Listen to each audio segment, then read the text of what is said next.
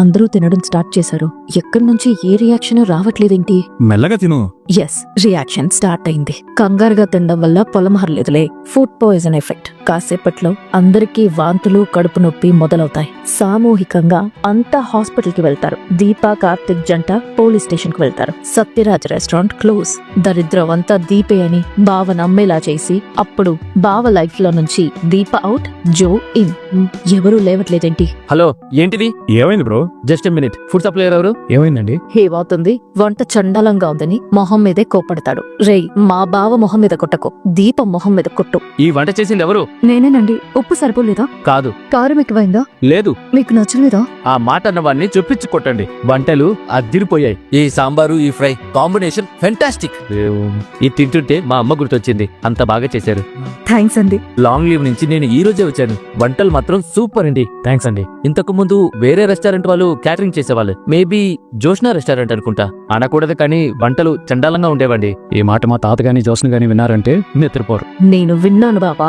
నిద్ర పట్టకే కదా మీకు స్కెచ్ చేసింది. సో ప్లీజ్ రోజు ఇదే క్వాలిటీ ఇవ్వండి. 10 రూపాయలు ఎక్కువైనా నో ప్రాబ్లం. తప్పకుండానండి. మీ కంపెనీ ఇచ్చిన బడ్జెట్ లోనే డైలీ ఇదే క్వాలిటీతో ఫుడ్ వస్తుంది. మీరు ప్రతిరోజు అమ్మ చేతి వంట తినొచ్చు. Thank you sir. తినండి. చూసావు దీపా, నీ చేతి వంట ఆ మనిషిని ఇంటికి తీసుకెళ్లిపోయింది. ఇక్కడ కూడా మనం సక్సెస్. కంగ్రాట్స్. థ్యాంక్స్ కార్తిక్ బాబు. కానీ ఈ విజయం నాది మాత్రమే కాదు, మనది. ఎస్, మనది. బాగుంది మాట. రాసుకోవాలి. ఏంటి మేడం కాల్ చేశారు? మందు సరిగ్గా కలిపవా లేదా? సరిగానే కలిపాడు.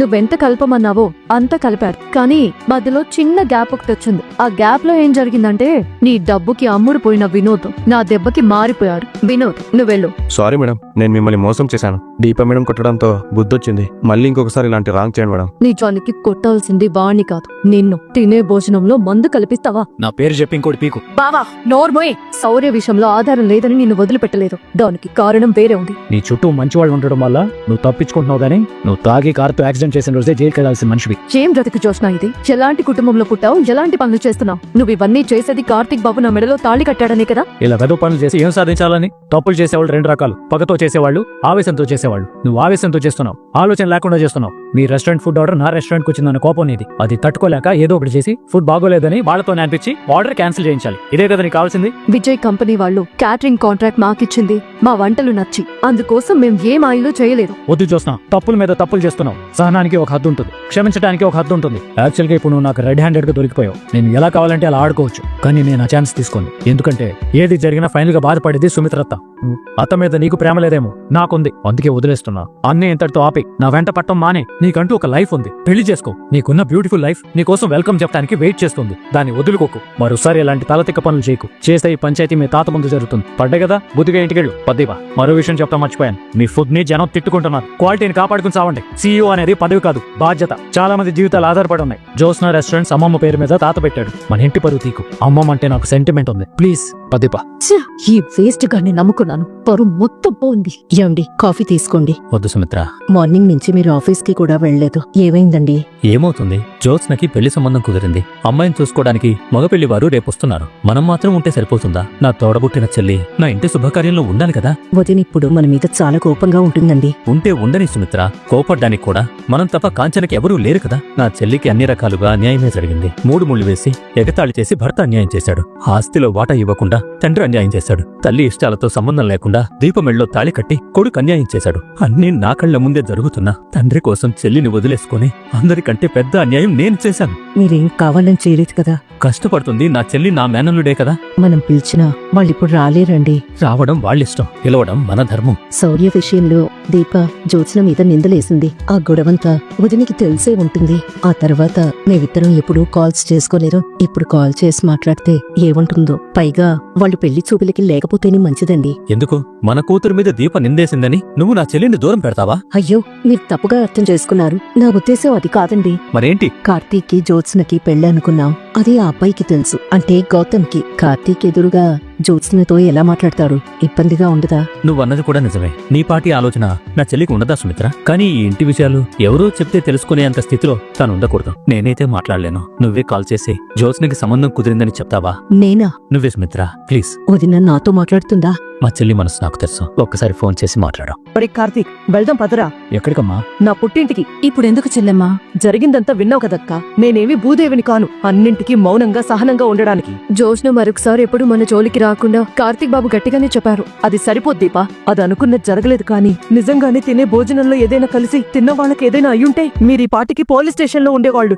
ఇంతకు ముందు రెస్టారెంట్ కొచ్చి గొడవ చేసింది. ఆ తర్వాత వర్కర్స్ గురించి గొడవ చేసింది. ఈసారి పూర్తిగా రెస్టారెంట్ మూతపడే పరిస్థితి తీసుకొచ్చింది. ఇలా ఎన్నిసార్లు భరించాలరా? అసలు మనం ఎందుకు భరించాలి? నాకు నీకంటే ఎక్కువ కోపం వచ్చిందమ్మా. దీప వదిలేయమంది. అక్కడే వార్నింగ్ ఇచ్చి వదిలేశాను. మరీ అంత మంచితనం పనికిరాదు. చెల్లెమ్మా, ఎంత కాదనుకున్నా తను మీ మేనకోళ్ళం. అది కూడా ఆలోచించాలక చెల్లెమ్మా. ఇలా ఆలోచించే ఇన్నాళ్లు మౌనంగా ఉన్నానక్క. ఇంటి వారసురాలు ఏం చేస్తుందో ఇంట్లో వాళ్ళు పట్టించుకోరా? పట్టించుకుంటే పరిస్థితి ఇంతవరకు రాదు కదా. అందుకే నేరుగా వెళ్లి మా నాన్ననే అడుగుతాను. చేయమని అడుగుతారు. జ్యోత్స్నకి పెళ్లి చేసి ఎక్కడికైనా పంపిస్తారా లేదా మమ్మల్ని ఎక్కడికైనా పొమ్మంటారా అని. ఎవర్రా? నువ్వెవరినో ఏదో అడుగుతా అన్నావు కదా, వాళ్లే ఫోన్ చేశారు. మాట్లాడు. వదినే కాల్ చేస్తుంది. మాట్లాడు చెల్లెమ్మా. ఎందుకు చేసిందో తెలుస్తుంది కదా. ఇదిగో ముందుగా నువ్వేవి అనుకో. వదిన మాట్లాడటం లేదండి. వదిన చెప్పండి. వదిన, నేను సుమిత్రని. నేను కాంచన్నే మాట్లాడుతున్నాను. దీపని కొట్టిన విషయం వదినకి చెప్పినట్టుంది. కోపంగా మాట్లాడుతుంది. నువ్వు చెప్పాల్సింది చెప్పు. చేసిన వాళ్ళు మాట్లాడరేంటి? అలవాటైన పిలుపు దూరం అయిపోయినట్టుంది వదిన. దూరం అయిపోయినా అలవాటుగానే బాధపెడుతున్నారుగా. ఇంకా పిలుపులకి విలువే ఉంది. కోడర్ని కొట్టినందుకే నువ్వులా మాట్లాడుతున్నావని నాకు అర్థం అవుతుంది వదిన. నీ కూతురు నా కొడుకుని ఇంతలా ఏడిపిస్తుంటే ఇంకా ప్రేమగా వదినాని ఎలా పిలవమంటావు? ఇంకా అసలు విషయం చెప్పలేదు. నీ మేనకోడలికి పెళ్లి సంబంధం కుదిరింది. ఇంతకు ముందొచ్చిన అబ్బాయిని తిట్టి పంపించిందని చెప్పావుగా. ఇతను వేరే అబ్బాయి జ్యోత్స్నకి నచ్చాడు. నేను బలవంతం చేయకుండానే దానంతటదే ఈ పెళ్లి చేసుకుంటా అని చెప్పింది. రేపు అమ్మాయిని చూసుకోవడానికి అబ్బాయి తరపు వాళ్ళు వస్తున్నారు. ఇంటి ఆడుగొడుచువి. ఈ విషయం నీకే మొదటగా చెప్పాలని కాల్ చేశాను. చాలా సంతోషం వదినా. ఉంటాను. వదినా వదినా వదిన కాల్ కట్ చేసిందండి. మీరిలా మాట్లాడితే ఏమైనా అనుకుంటారేమో. అనుకోవడానికే ఉంది. ముందుగా ఊహించిందే కదా. పెళ్లి మాటలైపోని తర్వాత కాంచన కోపం ఎలా పోగొట్టాలో చూద్దాం. మనమేం తప్పు చేశామండి? తప్పంతా వాళ్లే చేశారు దీపా. నాకు వదిన మీద చాలా గౌరవం ఉండేది. కూతుర్నిలా నా కొడుకు మీద యుద్ధానికి వదిలేసి ఇంట్లో ఏం చేస్తుంది? జ్యోత్స్న అరిస్తే ఆగే మనిషి అనుకున్నావా? ఆడపిల్లరా, ఆ మాత్రం అదుపులో పెట్టుకోలేరు. దీపా ఉండండి అత్తయ్య.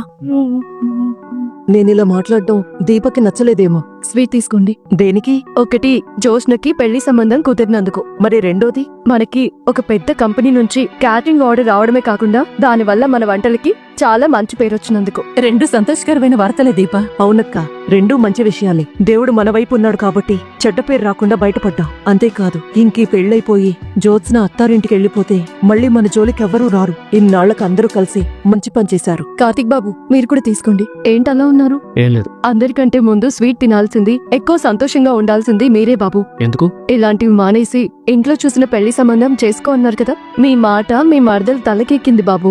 అందుకే మీరు 2 స్వీట్స్ తినాలి. తీసుకోండి. థ్యాంక్స్ దీపా. కార్తీక్ బాబు ఎందుకు ఇలా ఉన్నారు? జోష్న పెళ్లికి సరే అందంటే సంతోషించాలి కదా. కార్తీక్ బాబు చెల్లెమ్మా అలా ఉన్నాడు. అంతలా ఏడిపించుకుతింది నా మేనకోడలు. ఏం చేస్తాడు? మేనత్త మీదున్న ప్రేమతో ఇన్నాళ్లు భరించాడక్కా. ఏదో ప్రేమ కొద్ది ఆ పిల్ల.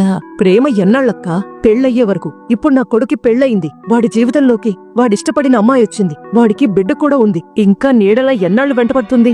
వాడి బ్రతుకేదో వాడు చూసుకున్నాడు. వాణ్ణి వద్దులే అనుకుని దాని బ్రతుకేదో అది చూసుకోవచ్చు కదా. పెళ్లికి సరే అందని సుమిత్రమ్మ గారు చెప్పారు కదా. పెళ్ళైపోతే మళ్ళీ కనపడదులే అమ్మా. నీ మేనకోడలికి పెళ్లి సంబంధం కుదిరింది. నేను బలవంతం చేయకుండానే దానంతటది ఈ పెళ్లి చేసుకుంటా అని చెప్పింది. రేపు అమ్మాయిని చూసుకోవడానికి అబ్బాయి తరపు వాళ్ళు వస్తున్నారు. కార్తీక్ బాబు, ఏం దీపా? మీరెందుకు నమ్మడం లేదు ఎవరినే? జోష్న పెళ్లి ఒప్పుకోవడాన్ని. ఇప్పుడు దాని గురించి నేనే మాట్లాడలేదు కదా. మీరు జోష్న గురించే ఆలోచిస్తున్నారు. ఇప్పుడు నిజం చెప్పండి. అవును. మీకు జోష్న పెళ్లికి ఒప్పుకుందంటే నమ్మకం లేదు. ఎలా నమ్మాలి? నేరుగా నా దగ్గరికి వచ్చి నీకు పెళ్ళైపోయినా పర్వాలేదు, దీపను వదిలే, మనం మళ్ళీ పెళ్లి చేసుకుందాం అంది. నేను తిట్టి పంపించేసరికి నీ దగ్గరికి వచ్చి నీతో బేరాలు పెట్టుకుంది. నువ్వు కూడా తిట్టి పంపేసరికి ఏం చేయాలో అర్థం కాక శౌర్య హాస్పిటల్లో ఉన్నప్పుడు మరోసారి వచ్చి ఏదైనా ఛాన్స్ దొరుకుతుందేమోనని చూశాను. నువ్వు మరోసారి తిట్టి పంపించేశావు. అవమానం తట్టుకోలేక నీ మీద శౌర్య మీద అటాక్ చేయించింది. ఆ రకంగా నేను మిమ్మల్ని అడ్డు తొలగించేసి నా జీవితంలోకి రావడానికి ట్రై చేసింది. అక్కడ కూడా ఫెయిల్ అయింది.